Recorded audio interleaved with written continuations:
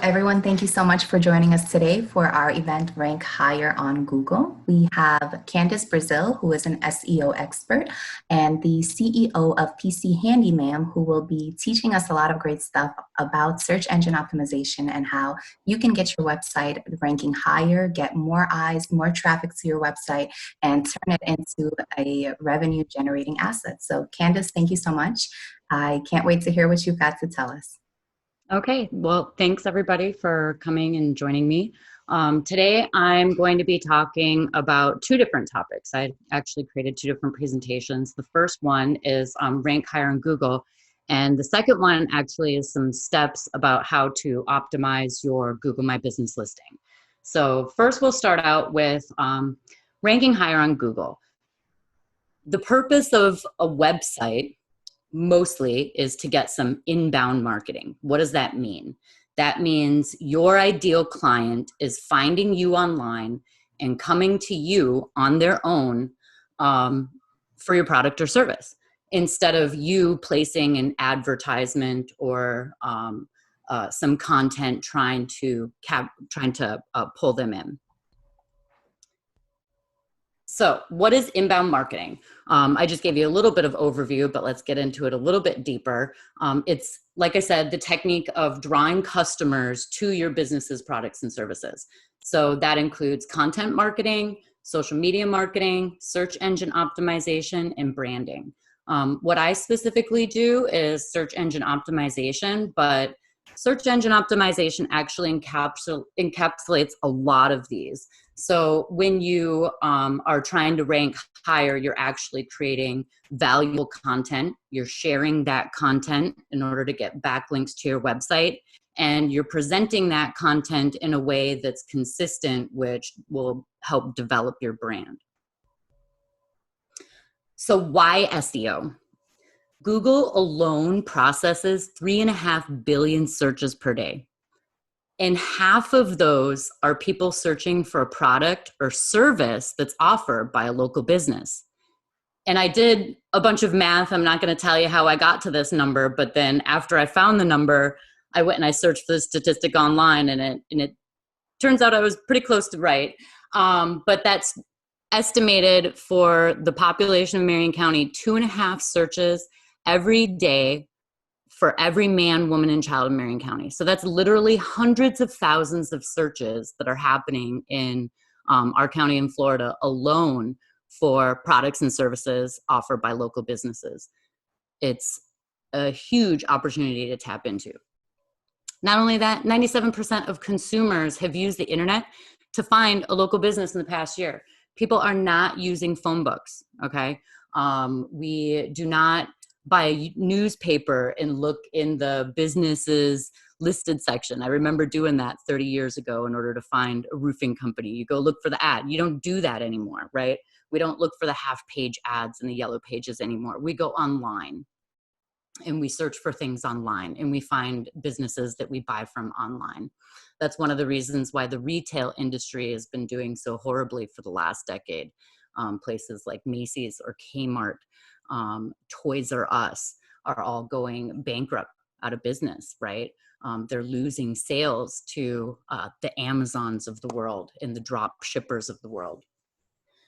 93% of all web experiences start with a search engine. So when people get online, they go to Google. Over 90% of all searches are performed on Google. So there's other search engines. We're talking about Google. 94% of users skip search ads and head straight to organic results. And I'm going to talk about where ads are at, where organic results are at. But users are ad blind. So unless you're ranking organically, you're not likely going to be found. And if you're paying for ads, those are converting at a lower rate than your organically ranked pages. And when marketers are asked what their go-to inbound marketing strategy is, 61% of them say SEO. So it's the top strategy of marketers. It's what I do. That's why SEO. Here is some statistics about where clicks are happening. Now I'm going to jump out of presentation a little bit, and I'm going to talk about the locations on the website or on the search engine result page. So here I've done a search for Ocala roofing. Up here at the top of the page, we have local service ads. That's a unique type of ad that Google offers only for local service providers within a specific category that allows ads for the top of the page. Not all not all advertisements can utilize this, only a specific type of business. It's called an LSA. The other type of ad that you might be more familiar with is the PPC, the pay per click ad. These are, when I'm talking about people scrolling past, these are the things that people are scrolling past, these ads. Okay, jump back to the ranking. So down here you can see LSA ads when they're present get 13% of the clicks, for almost 14, and PPC get 11, right? When LSAs are present. When LSAs are not present, PPC is getting 14%. Next, we have the map with the local 3-pack. This is called a 3-pack. This is where if you're a local business, if you're a roofing company, you want to be 1, 2, 3. This has a lot to do with location and where I'm particularly located. So these 3 will differ depending on where the user is located in Ocala, but you want to see, it says near PC Handyman. That's where I'm sitting now in my office. So it's telling me that this is one that's really close by, my house. So there's some location that control this ranking, but there's a lot of other things that control the ranking too, like reputation, right? And your reviews. And we'll talk about that more later. And then you have, so your maps get 2 or 2.5% of the clicks. And these listings, that local 3-pack that I was talking about, let me just close this. I keep popping back there. Okay. This local 3-pack that I was talking about gets 29% to 32% of the clicks, right? That's a lot of clicks, a lot more clicks than your ads down here. And then finally, we have our organic search results. These would be the top 3 listings of your organic search results. They get 75% of all the clicks that are happening for your organic results. If you're a business owner, if I'm an Ocala roofing company, I want to be showing up here, 1, 2, 3. Ocala Roofing's doing an awesome job, right? And I want to be showing up here, 1, 2, 3. Okay. Hopefully you understand that page a little bit better. So I talked a little bit about your website being the thing that's going to drive inbound marketing to your business and why SEO is so important. And I gave you some statistics to kind of prove that to you. And a lot of times I like to use this analogy too, to just kind of drive it home a little bit. And your website is your billboard, right? Your billboard for your business online. And the organic traffic that you get to your website is like the traffic that drives past your billboard down the freeway. And how much traffic you get is dependent on where you place that billboard, where your website is ranking online. If your website is on the second page or anything past that in Google, you are getting no traffic from organic searches to your website. There's a joke in SEO. It goes, the best place to hide a dead body is on page 2 of Google. It's because nobody goes there, right? So you want to be ranking on page 1. More importantly than that, you want to be ranking first, second, third on local maps or in organic searches. And as part of the analogy, you wouldn't put a billboard in your garage, right? You would want your billboard to be on the side of a busy interstate to get the most eyes looking at it. And a lot of websites have billboards in their garages, right? I mean, a lot of businesses have billboards in their garages. They're not advertising to anybody except for the people that they invite over to their house to come look at the billboard in their garage. So don't have a billboard in your garage. Don't have a website that's not ranking on the first page of Google for your product or service. The main goals of SEO are to increase the website's overall authority, and there's a number of different ways that you can do that, but also, more importantly, to push the rankings of your page to the first page of Google for high volume terms. So Ocala Roofing would be a high volume term for a roofing company. You might also want to push things like do-it-yourself roofing. I'm sure a lot of roofers out there can convey some information about why people should not be doing roofing themselves. So that would be an awesome opportunity to capture potential clients and convince them that you're an authority on roofing and to trust you because you have answered that question that they didn't even know that they had about getting roofing done. Okay, so SEO is a process. There's no secret ingredient to increasing your search traffic. Google, it has been in business for over 20 years. I remember taking one of my first introduction to computer classes back in 1998 in college. And we were talking about all the different search engines that are out there. And if you're as old as I am, you might have remembered things like Bitcrawler and stuff like that.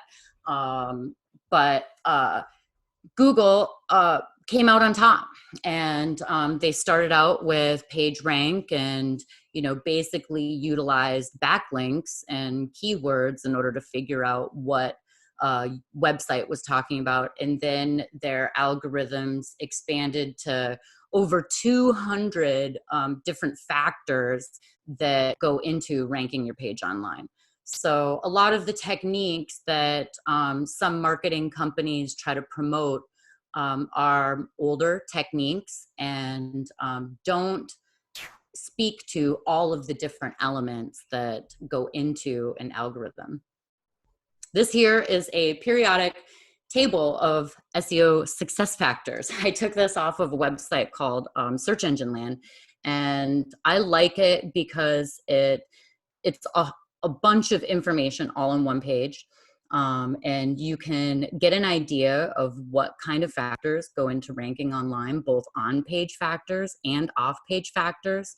Some of these things in pink here are things that are negative, like paying for backlinks or keyword stuffing or having too many pop-up ads on your page, spamming, piracy, stealing, content plagiarism, things like that. So there's positive factors for SEO, and then there's negative factors for SEO, things that, benefit your website and harm your website. And down here, you have a little gauge as to how helpful a certain factor is and how harmful a certain factor is. So paying for backlinks is a very harmful factor, and having high quality content is a very positive factor. Okay, but SEO doesn't have to be complicated, right? We can actually break it down into some steps and some processes, and that's what I do in my business. And these are kind of the 3 steps that I follow when developing an SEO strategy. And SEO should also be a long-term thing. It's not something that's going to happen overnight, and it's not, and it's very content heavy. So it takes a lot of work, and you have to have a lot of content in order to support it. So the first step is to conduct an audit. You're going to want to know where you stand and where you're going to go from there. Second is to create quality content. And then once you have a good website structure and you have good high quality content, you can start sharing that content online through the appropriate channels to get backlinks and to help your ranking. So step 1, the technical SEO, you want to build a solid and healthy website structure. This is going to be beyond what I call a placeholder website. So most businesses have placeholder websites. They have a website that consists of less than 10 pages. Those pages are generally a home page, an about page, a contact us page, and then maybe a couple pages talking about their product or service, and that's it. That's not going to rank you as well as a website that is more content rich and has a better structure than that. So in the technical SEO and content audit, what we do is we identify a number of issues. So site structure. We look at siloing and breadcrumbs. That's basically building out your menus and making sure that your pages are only so many pages deep. You don't want content too deep into the website that people will never find it, right? You want all of the content to be easily found. And breadcrumbs actually help rank you better in Google too. Page speed, time is money. And there's study after study after study that show that people won't wait. So if your website isn't loading fast and utilizing things like cache to load faster, then you're losing customers. They're backing out of that page and they're going right to the next thing in the organic search results, and you're not capturing that client. Index management, this has to do with robots and follow, no follow. Basically what it is making sure that your website is getting indexed on Google, and you're telling Google what is important content on your website and what is just kind of basic content that they don't need to pay too much attention to. Duplicate content. Your content should always be unique.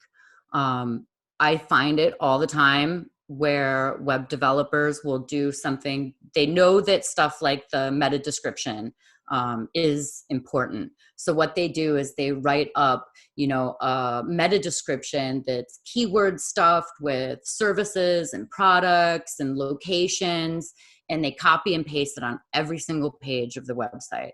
That's duplicate content. Google doesn't like that. Every page should have a purpose, an intent of the page, and it should meet that intent in a high quality way. So in order to do that, copy and pasting is just not going to work. Internal redirects. So this isn't something that I see a lot of businesses do, but it's basically using a page and forwarding it to another URL. So you don't want to be page forwarding or hiding domain URLs and having, things jump around like that on your website. Or if you do, you want to do it properly.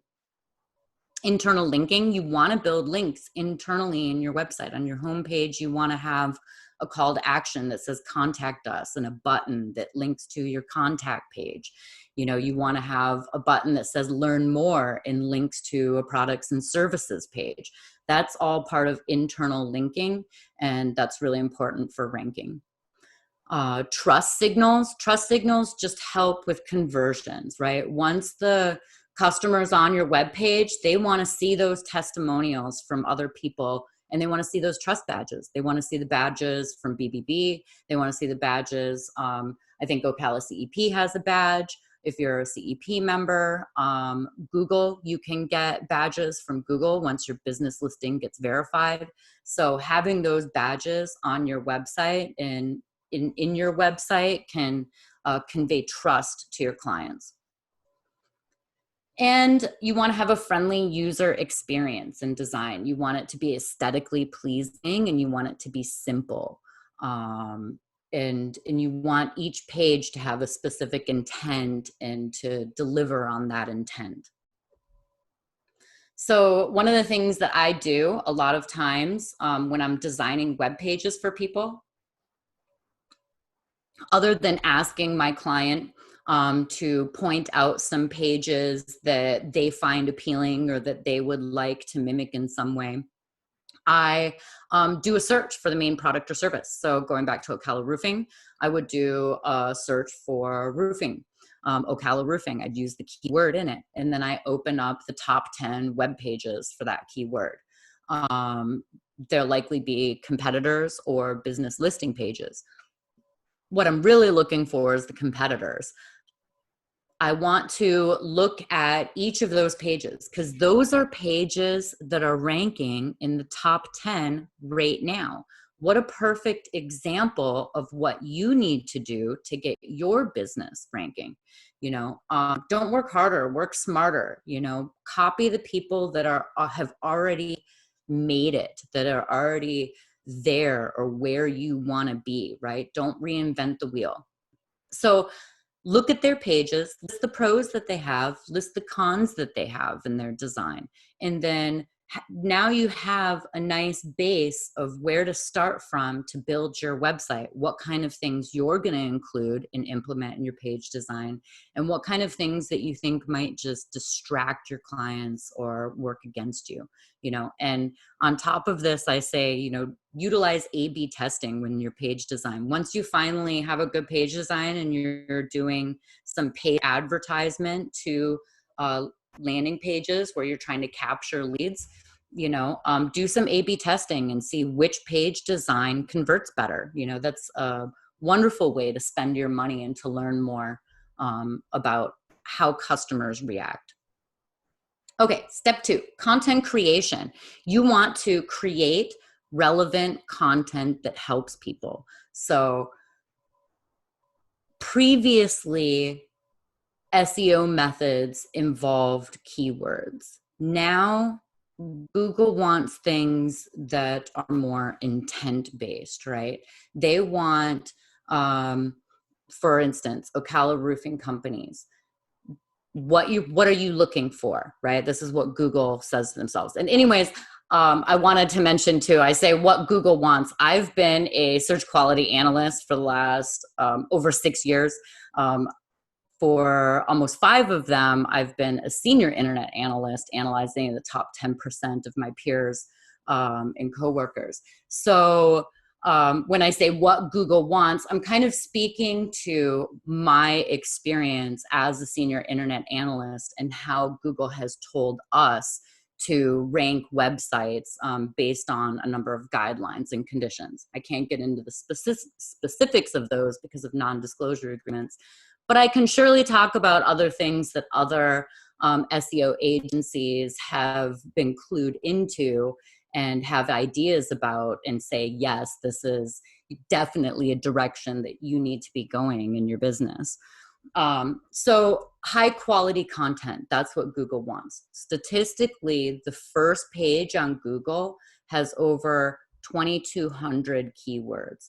So, or has 2,200 words. So you're going to want your homepage or whatever page you're trying to rank for, whatever query you're trying to rank for, you're going to want that page to be content rich, right?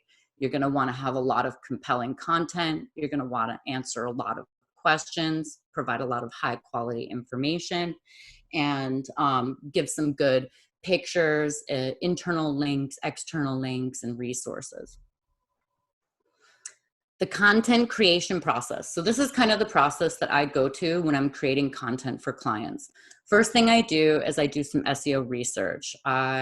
This is what I'm going to be utilizing for selecting a topic for the content that I create. I want to go after keywords or long-tailed keyword phrases that have high amounts of traffic to it and that speak directly to my ideal client. So back to the roofing example, if somebody is typing in how to patch your own roof in Ocala or anywhere, actually, you could optimize for that long tail keyword, or more correctly, that intent of a query, right? And you can rank in Google. Now you have proven yourself to be an authority, an expert, and to be trustworthy in the field of roofing. You've provided information above and beyond on your roofing website than any other roofing provider is giving in this area.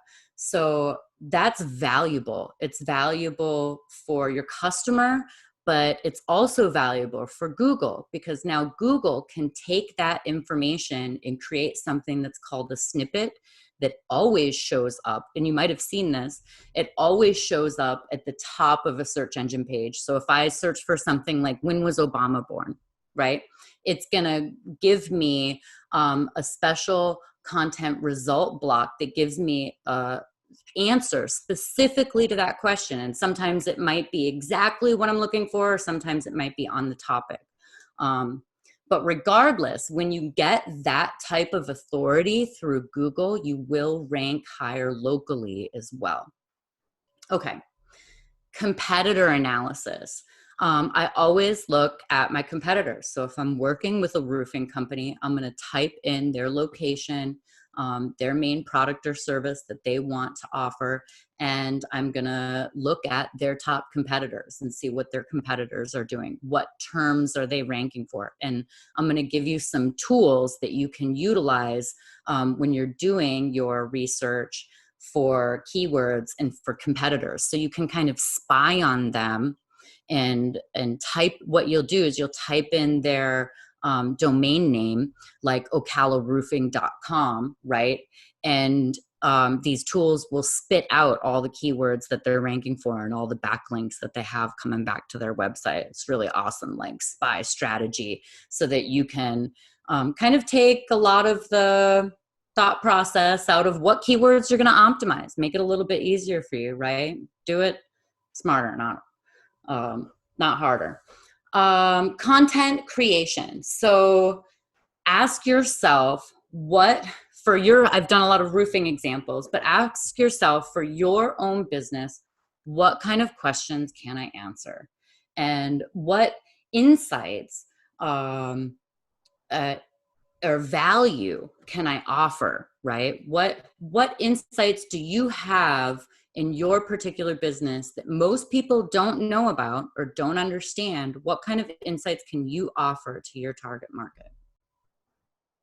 So first things first, SEO research.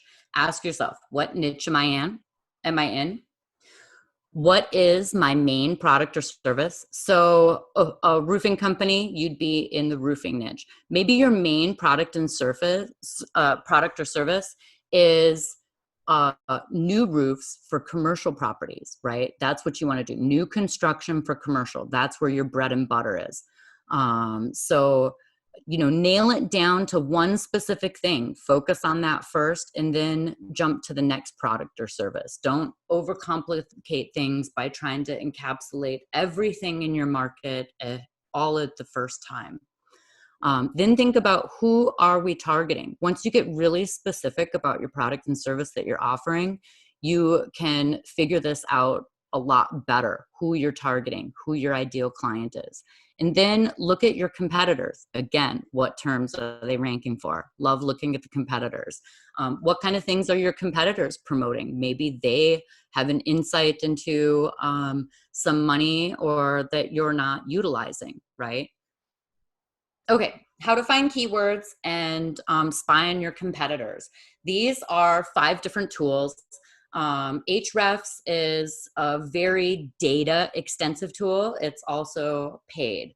I like, in particular, Answer the Public. If you type in a very broad keyword like roofing, Answer the Public will give you compound or long tail keywords, but they'll also give you questions. That's the thing that I love about Answer the Public. If I type in roofing, I'll probably get like 150 or 200 questions that people are typing into search engines about the roofing topic. Just pick the ones that speak to your ideal market and answer them on a website, on a page. Google Keyword Planner is for people who are utilizing Google Ads platform. That's a free tool that's available, and it can help you explore other keywords in a niche. And then Ubersuggest.io is a marketing guy. His name is Neil Patel, and I really like him because he gives a lot of good, free, valuable information about SEO. But he has a tool, Ubersuggest.io, that if you type in your competitor's domain name, this is the one that spits out the keywords that they're ranking for and their backlinks. So you can have some strategies there from his website, some places to start. Okay, competitor analysis. When you're taking a look at their website, what are the things that you're going to want to look at? You're going to want to see what keywords they're ranking for. But more importantly, you're going to want to think about, what is the intent of these keywords, right? What's the intent of the user looking for these words? And you want to look at how long their content is. You always want to make sure that your content is longer than your top competitors. It's more informative and verbose. And what is the purpose of the page? How strong are the domains? The URLs. What elements are included in the page layout and design? What kind of calls to action do they have? Do they have tools like a lead capture system, a pop-up with a free resource that you put your email in, and now you have a person that you can email to on your list? And then how are they monetizing the domain name? Is there ad space, or is there AdSense on the page? Are they offering consultations? Do they have their prices directly on the page, or do you have to call or book an appointment in order to get to those prices? How are they selling their product? High quality content. So I can't stress it enough. Your focus is to help people and solve their problems. You want to answer the questions that people are asking. You want to capture, in essence, the problems that they're facing. So if I'm looking for a roofer, right, one of my problems can be damage to my roof. One of the problems that I'm facing can be paying for a re-roof or paying for a repair. One of the opportunities that you have as a roofing contractor is you can educate your client about, maybe the insurance claim process. And in the state of Florida, if you can't repair the hole to an insurable state, then they have to give you a new roof. So, maybe you're worried about paying for this little hole, but in actuality, the roofer can help you get in contact with a claims specialist that can help you. Okay, I'm getting a little off on topic there, but do you see what I'm saying? That would be high quality content. Somebody who has a leak in their roof and learns that they can get that roof partially paid for through an insurance claim, especially if it was due to wind damage or a branch falling, something like that. That is super valuable information for your ideal client. And who do you think your ideal client is going to go to when they're ready for a roofer? Do you think they're going to go to somebody that just has a placeholder website, which again is a homepage, a contact page, an about page, and a couple pages that are just marketing your product and service to them? Or do you think they're going to go to the person that has proven themselves as an expert and an authority in the industry that they're looking to spend money in? I think that person is going to go with the business that helped them, in the business that proved their authority and expertise, before they're going to go with the business that has a website that is just a billboard in a garage. Okay, step 3, link building. So after you have created a healthy website structure, and after you have generated some high quality content on your website, you're going to go after some links. You're going to share your content. Only do this when you have high quality content. Only do this when you have a solid website structure, right? How to get those backlinks. I showed you a way that you could spy on your competitors. Of course, steal some of your competitors' places for backlinks, right? But you're also going to want to go out and find websites that are already in your industry, and you're going to want to create backlinks through them. So sometimes backlinks can be created through business listings. So that's actually where I'm going to go into in my next presentation, is talk a little bit about business listings. I'm going to talk about the most important business listing out there and why that listing is so important. So if you have any questions about this presentation, feel free to reach out to me. Here's my phone number, my email. I also have a free SEO audit that you can get on my webpage. And I'm just going to pop out of this presentation and jump into the next one. This is a presentation that I created specifically about Google My Business. And if you don't know what Google My Business is, let me just show you. When a person searches for your business specifically, so my business name is PC Handyman. I'm not looking for a service that I provide like local SEO. I'm looking for my specific business name. What should happen, now this doesn't happen for everybody, but what should happen is you should have your business homepage and your business listing on Google should be spot number 1 and 2 on the search engine result page. And when I'm talking about Google My Business listings, I'm talking about this section over here. You're seeing a little bit of a back view of it. This says only visible to me. You're not going to see that when you search my business. I only see that because I manage this profile. It tells me right here that I manage this business profile, right? If you don't manage this business profile, it's going to say claim this business. You're going to click on that. We'll get to it in a second. But these are all the things, information that you can convey. You can have social media profiles, you have your business description, you can give posts, get reviews, respond to reviews.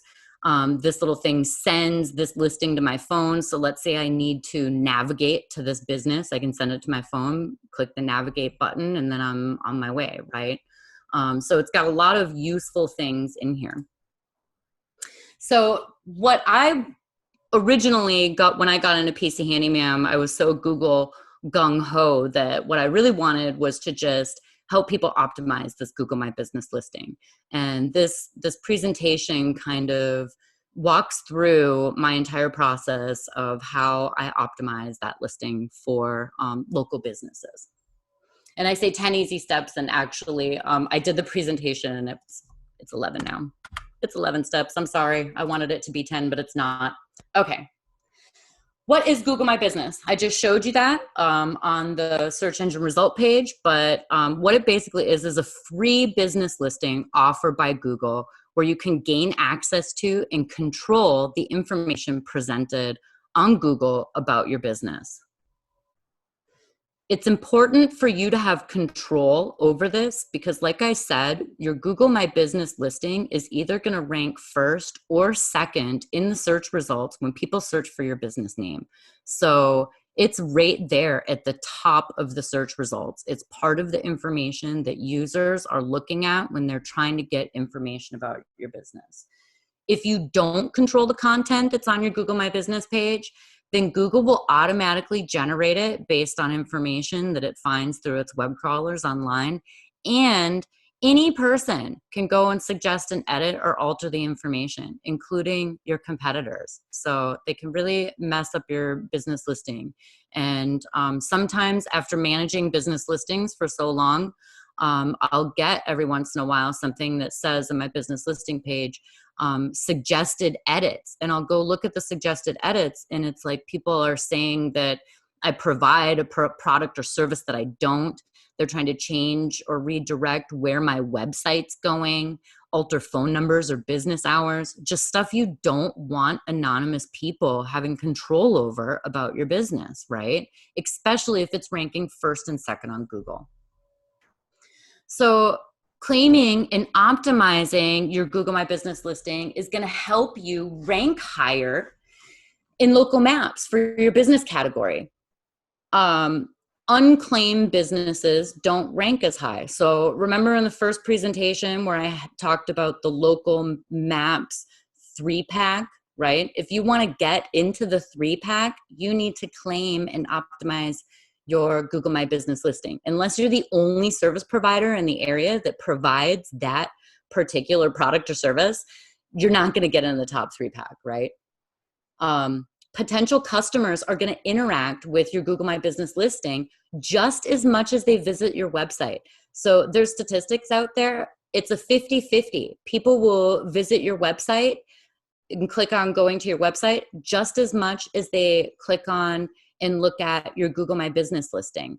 So this is why Google My Business can rank higher than a website or vice versa. If you have more clicks on your website, more high quality content or information on your website, then your website will rank higher.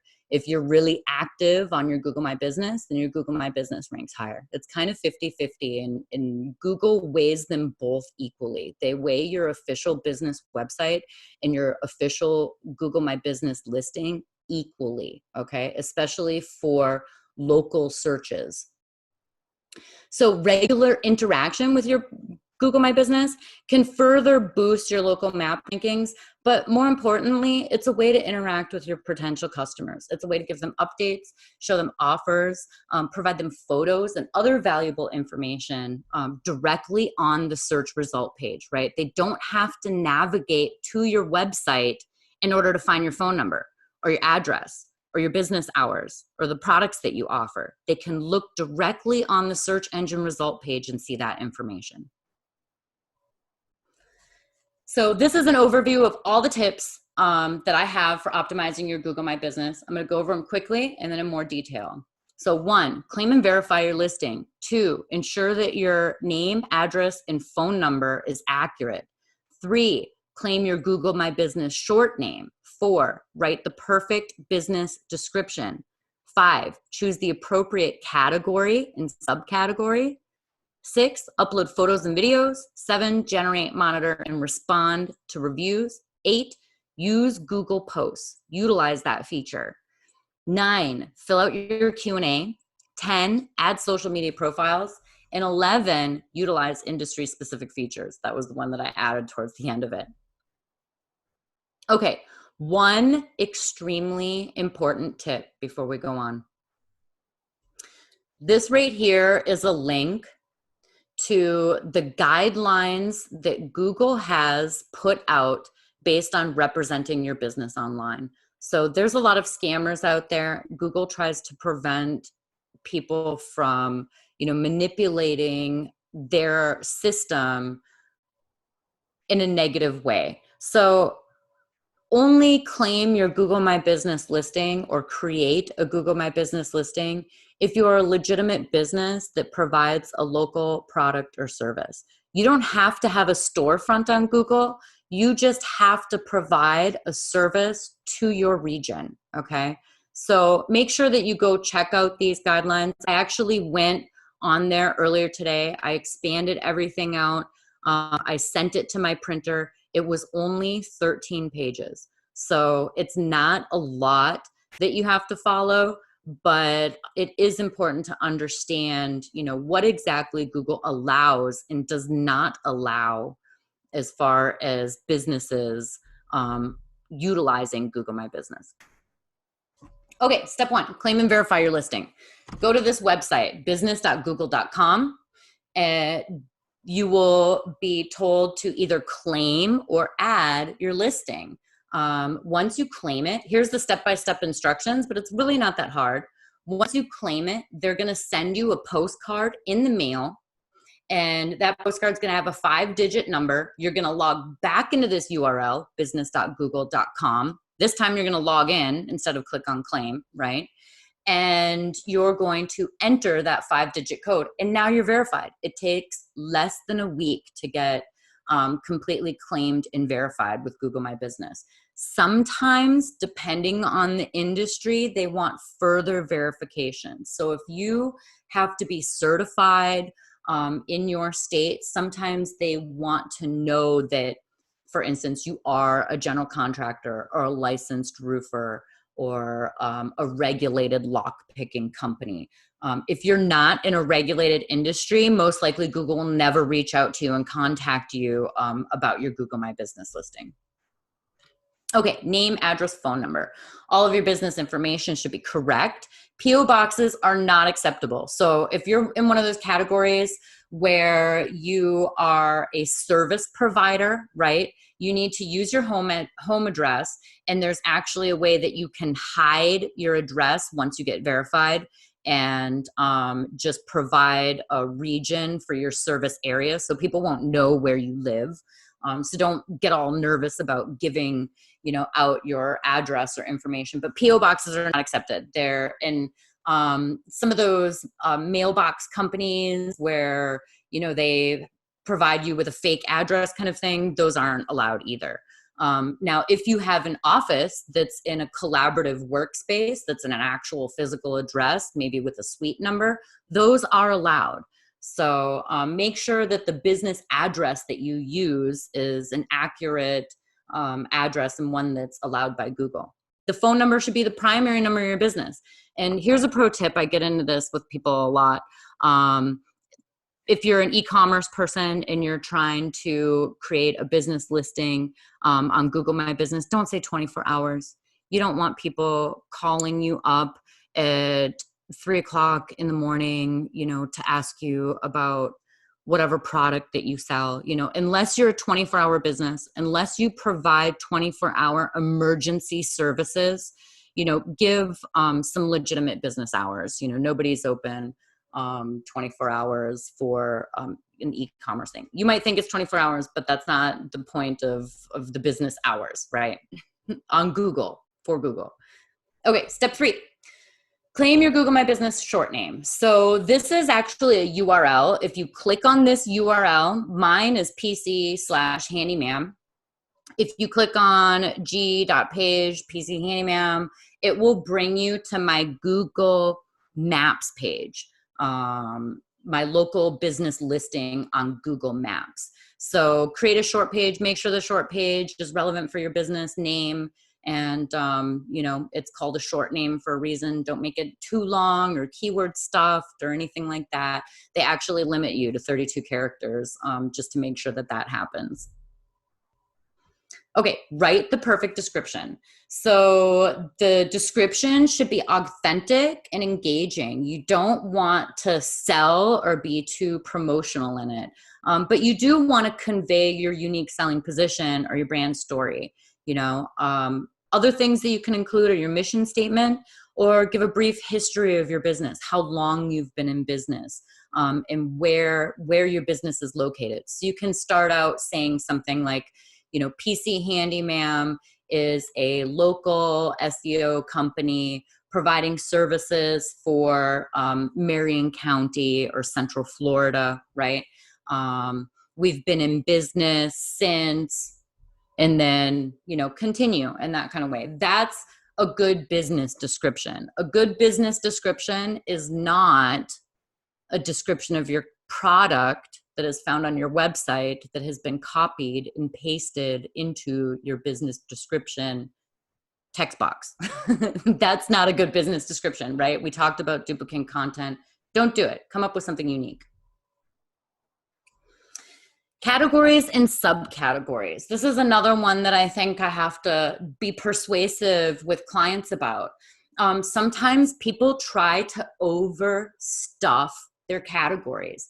So if you are a junk removal service, right, we don't want to include trash removal services in with that, because when people type in trash removal, they're actually thinking about a weekly service that comes and picks up your garbage. They're not thinking about junk that's cleaned out of your shed, right? So, and you're going to get calls from people who aren't your ideal clients. And then not only that, but the weight of the categories that you are ranking in is distributed with the more categories that you have. So if I say I'm a waste disposal and a trash removal and a junk removal and a property cleaning company, my customer is going to be really confused, and Google too is going to be really confused about what product and service you actually offer and who your ideal client is. So more does not always mean better. Piling a bunch of categories into your listing is not going to help you rank higher. Upload amazing photos and videos, okay? 60% of consumers say that local search results with good images captured their attention. Think about the food industry. If you have a unique taco or pizza, right? Don't you want to have a picture of that delicious dish on your website to entice people to come in and try it? You know, if you have amazing sushi, amazing decorative sushi rolls, you want to display it. If you're a pressure washing company with really compelling before and afters, you know, put those into your Google My Business listing. 60% of consumers like the images, they interact with it, they look at it. And then Google also allows you to utilize videos. You can use videos to help convey a message that pictures just really can't, or to promote an idea, or to solidify your brand. But make sure you keep it short. People online have short attention spans. Under a minute is perfect. Anything longer than that, you're just wasting people's time. It's a commercial and nobody's going to watch it to the end.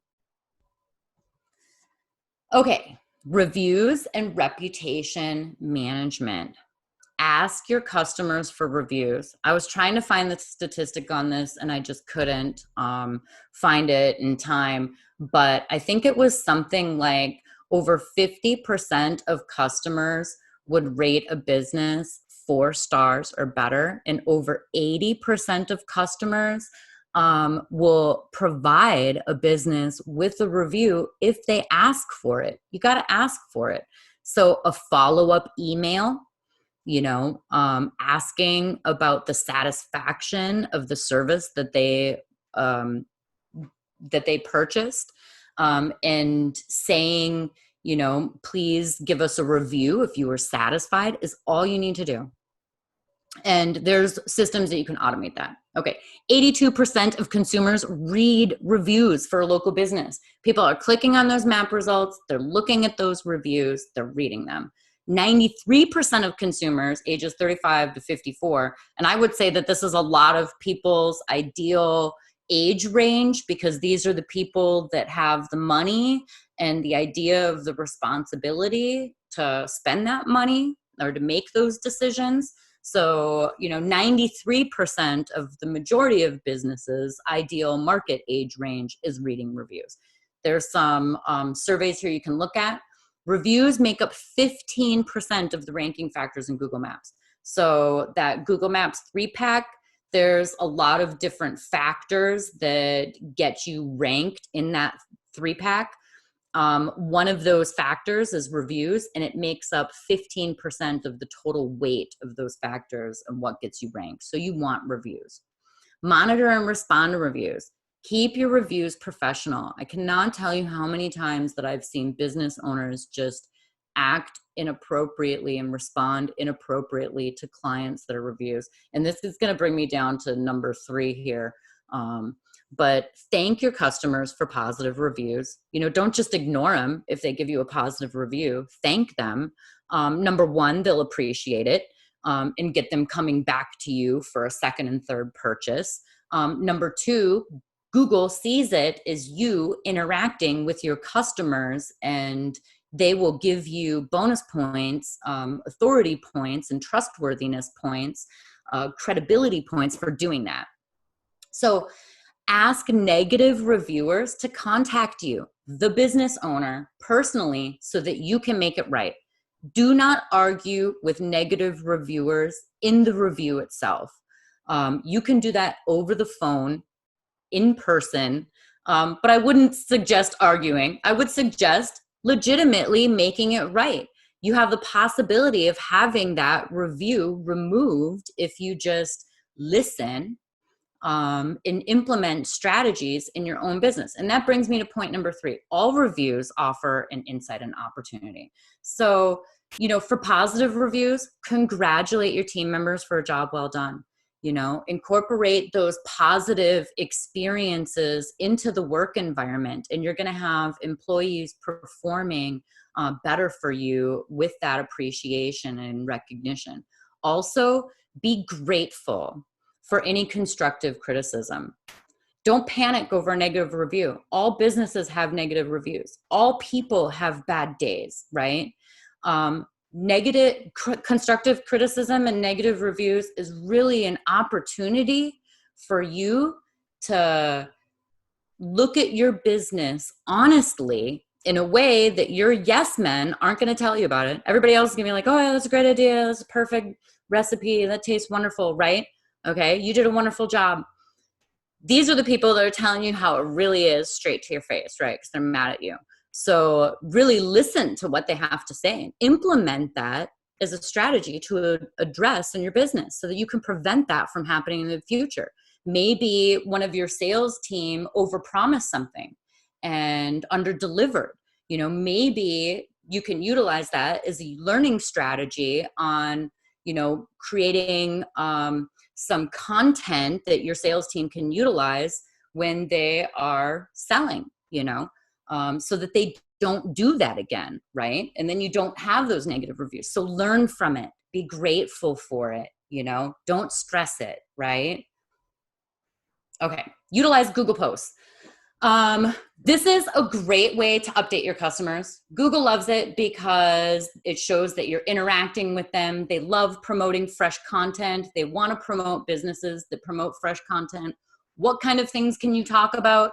Whole bunch of different stuff. You know, anything new going on in your business, any kind of new products. You can even showcase if you're just starting out your business, you know, Google My Business listing, you can showcase each and every single one of your products. Every week, you just post one thing, and it doesn't have to be a lot, right? Once a week, that's all you really need. 10, 15 minutes, create a short little post and update your customers about what's going on. It'll help you rank better. Okay, optimize your Q&A. Google is awesome. They allow local business owners to write their own questions. So you don't have to sit back and wait for your clients to ask you, you know, do you provide free estimates? And then you respond to it. You know, you can actually ask yourself that and answer that to yourself in your Q&As. Don't overdo it. Like everything else, don't get crazy. Don't try to do a lot of salesy, pitchy, marketing, promotional stuff in your Q&As. Think about legit, helpful questions that your ideal client has about your product or service and answer those questions. Add social media profiles. So once you're done optimizing everything on the Google My Business page, we can go ahead and create some other social media profiles. If you already have them, that's great. If you don't have them, create them.